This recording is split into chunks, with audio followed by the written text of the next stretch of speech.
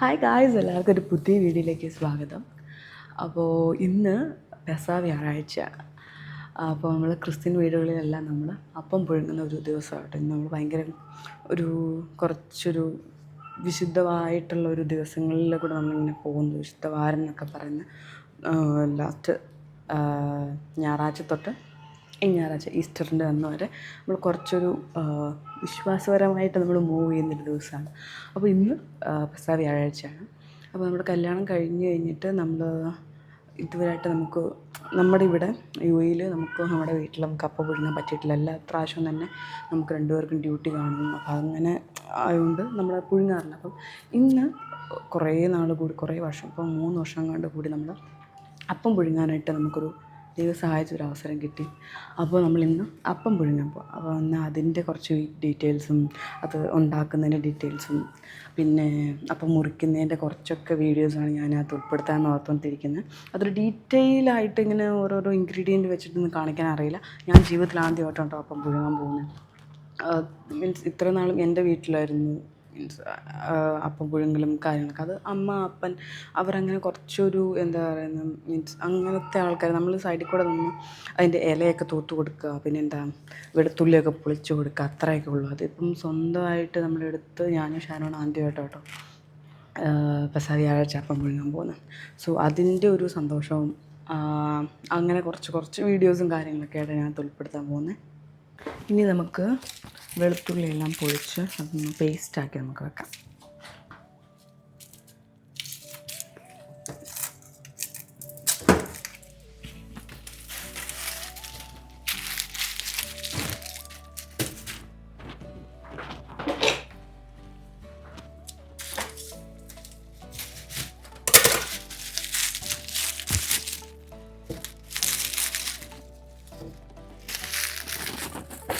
വെളുത്തുള്ളി പൊളിച്ചു കേട്ടോ. ഇനി നമുക്ക് മിക്സിയിലിട്ടൊന്ന് പേസ്റ്റ് പരുവത്തിൽ നമുക്ക് അരച്ചെടുക്കണം.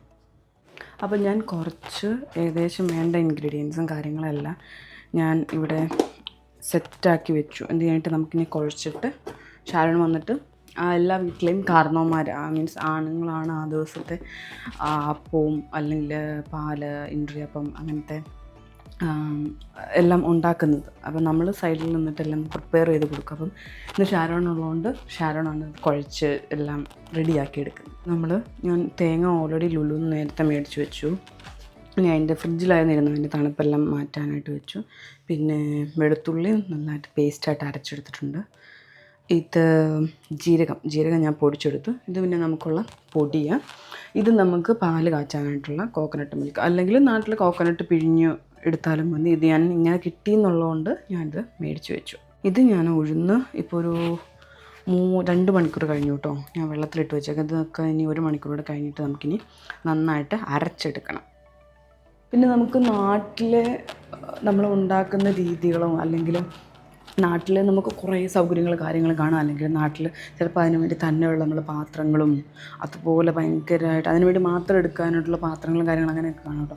ഇവിടെ ഇപ്പോൾ നമ്മൾ ഡെയിലി യൂസ് ചെയ്യുന്ന സാധനങ്ങളൊക്കെ വെച്ച് തന്നെ വേണം. ഇതിന് വേണ്ടി നമുക്ക് സ്പെഷ്യലായിട്ട് നമുക്ക് ഇവിടെ ഇൻവെസ്റ്റ് ചെയ്യാൻ പറ്റില്ല. അപ്പോൾ അതിൻ്റെ ലിമിറ്റേഷൻസും കാര്യങ്ങളും ഒക്കെ കാണും കേട്ടോ വീഡിയോയിൽ. അപ്പോൾ നിങ്ങൾ സത്യം ക്ഷമിക്കുക. ഇതിന് ഞാനിവിടെ നമുക്ക് ഇൻട്രിയപ്പത്തിന് വേണ്ടിയിട്ടുള്ള ഇലയൊന്ന് വാടി കിട്ടാനായിട്ട്, അപ്പം ഇവിടെ ഉള്ളു വെയിലോ, അല്ലെങ്കിൽ നമ്മൾ പുറത്ത് കൊണ്ട് വെയിലത്തിട്ട് കഴിഞ്ഞാൽ ഫുള്ള് ഭയങ്കരമായിട്ട് വാടിപ്പോവും. അതുകൊണ്ട് ഞാൻ ജനലിൻ്റെ സൈഡിലായിട്ട് വെയിൽ കൊള്ളാൻ പാകത്തിന് കുറച്ചൊന്ന് ഇട്ട് വെച്ചേക്കോട്ടെ. അത് കഴിഞ്ഞിട്ട് നമ്മളിത് മുറിച്ച് തുടച്ചെടുക്കണം. പക്ഷേ നമ്മൾ വെയിലത്ത് വാട്ടാൻ വെച്ചല്ലോ എല്ലാം, അപ്പോൾ അത് അത്രയും നല്ല ഇതായിട്ട് വാടിയില്ല. അതുകൊണ്ട് ഞാൻ നാട്ടിലൊക്കെ ചെയ്യുന്നതാണെന്ന് തോന്നുന്നു അല്ലേ, എന്നിട്ട് വിറകടുപ്പിൻ്റെ മുകളിൽ മറ്റേ ഇങ്ങനെ വാടാതെ. അപ്പം നാട്ടിലൊക്കെ ആണെങ്കിൽ നമുക്ക് വെയിലത്തിട്ട് വാട്ടും. പക്ഷെ ഇവിടെ വെയിലത്ത് പോയിട്ട് വെച്ച് കഴിഞ്ഞാൽ ഒന്നെങ്കിൽ കരിഞ്ഞു പോകും, അല്ലെങ്കിൽ കൊണ്ടുപോകുന്ന ആൾ കരിഞ്ഞു. അതുകൊണ്ട് ഞാൻ ഇതിപ്പോൾ ഇങ്ങനെ വാട്ടി എടുക്കും കേട്ടോ. എന്നിട്ട് ഇത് നമുക്കിനി നന്നായിട്ട് തുടച്ചിട്ട് ചെറിയ പീസായിട്ട് മുറിച്ചെടുത്തിട്ട് വേണം നമുക്കിനി ഇതിനകത്തേക്ക് ഇൻട്രി ഉണ്ടാക്കാൻ. ഇലവാട്ടിൽ ഞാൻ ഷാരോണിന് കൊടുത്തിട്ട് ചെയ്യാനായിട്ട് എന്തെങ്കിലുമൊക്കെ ചെയ്യണ്ടേ. കരിയില്ലൂ കേട്ടോ. കഴിഞ്ഞ് കഴിഞ്ഞാൽ ലുലുലില്ല വാഴയില. ആകെ ഒരെണ്ണം കണ്ട് കിടപ്പുണ്ടായിരുന്നുള്ളൂ.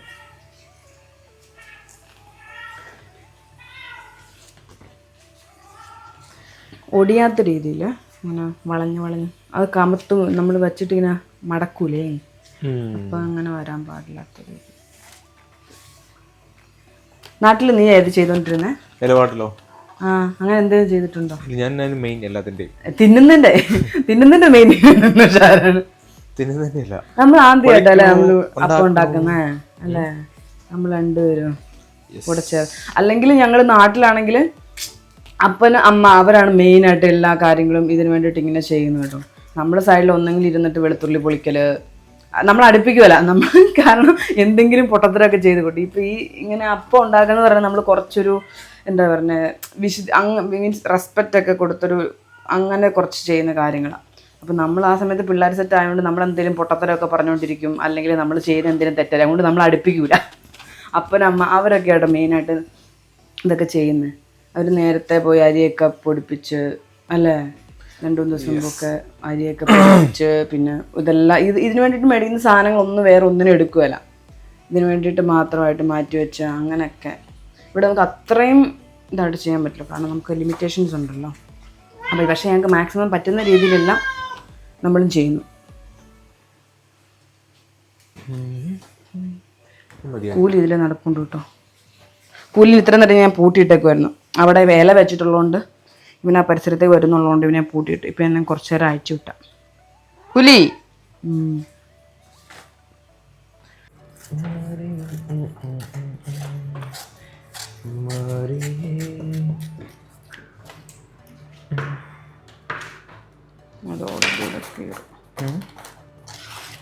ഓൾറെഡി അവിടെ കീറി. എന്നാൽ പിന്നെ ഇത് വെച്ചിട്ട് മറ്റേ ഇഷ്ടം പോലെ ഉണ്ടല്ലോ. എന്തായാലും പുള്ളിയുടെ 2 കൂടെ കൊണ്ടുവരാൻ പറഞ്ഞിട്ടുണ്ട്. അതാകുമ്പം വെക്കാനൊക്കെ അല്ലേ.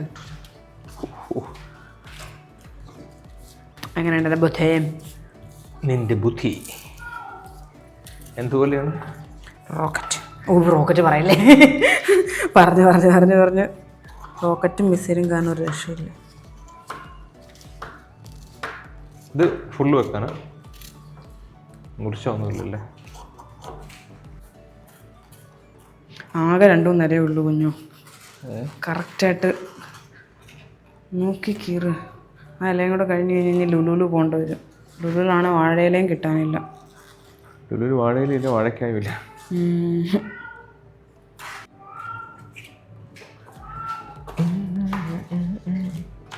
2 നോക്കാം അല്ലേ? എന്നാൽ കുനി അവിടെ വെച്ചില്ല, ഇച്ചിരി ചാടിപ്പോട്ടെ, കുഴപ്പമില്ല. നമ്മളിങ്ങനെ അപ്പം കുഴയ്ക്കാനായിട്ടുള്ള എല്ലാം എടുത്ത് വെച്ചു കേട്ടോ. ഇലയൊക്കെ ഒഴിച്ചിട്ടുണ്ട്.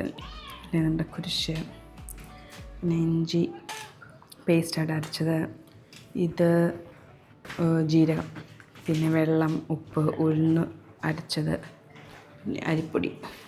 പെസഹ ആചരിക്കുന്നു. പുളിപ്പില്ലാത്ത അപ്പത്തിൻ്റെ 1-ാം ദിവസം ശിഷ്യന്മാർ യേശുവിൻ്റെ അടുത്ത് വന്ന് ചോദിച്ചു, നിനക്ക് പെസഹ എവിടെ ഒരുക്കണമെന്നാണ് നീ ആഗ്രഹിക്കുന്നത്?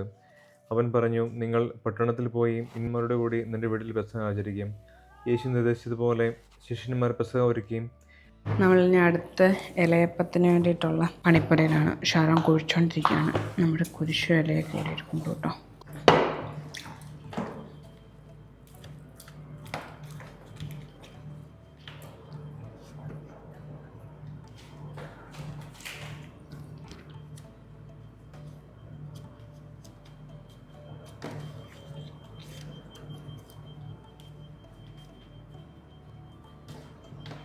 ഇങ്ങനെയാണ് വെക്കുന്നത്, കമത്തിയാണ് വെക്കുന്നത്.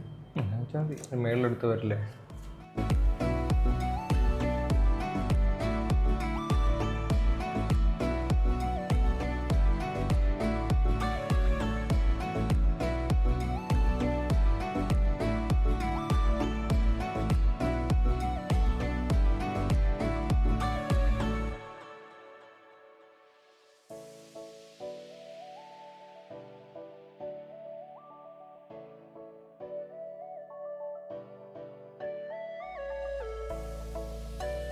നമ്മളങ്ങനെ ഇലയപ്പത്തിനോടെല്ലാം മടക്കി വെച്ചു കേട്ടോ. അപ്പോൾ ഇവിടെ ഏകദേശം നമ്മൾ റെഡിയായി. ഇനി നമുക്കിത് വാങ്ങിയിട്ട് നമുക്കിനി ബാക്കിയുള്ള ഇലയപ്പം എല്ലാം നമുക്കിനി വെക്കണം. ആകെ നമുക്ക് 2 സ്റ്റൗവേ ഉള്ളൂ. ഇതിവിടെ നമ്മുടെ ഇലയപ്പം റെഡി ആയിക്കൊണ്ടിരിക്കുന്നു. അയ്യോ, ഇതെങ്ങനെയാ നമുക്ക് വലിയ ഐഡിയ. ഇതെല്ലാം ഞങ്ങൾ ആദ്യം കേട്ടോ. ഞാൻ അല്ല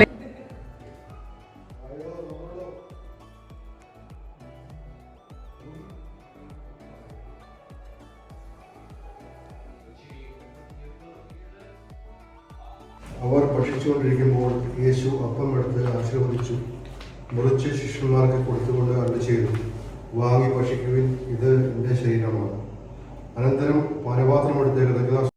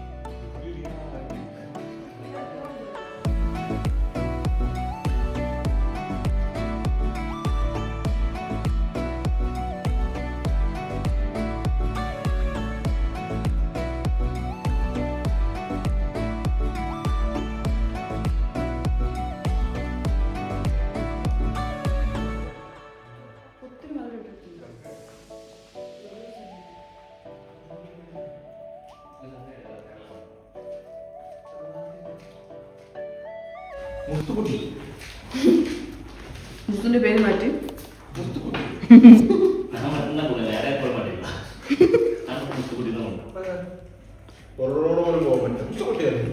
മുസ്തുക്കുട്ടി.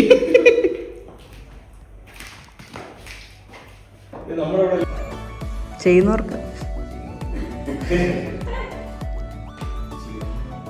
വെള്ളിയാഴ്ച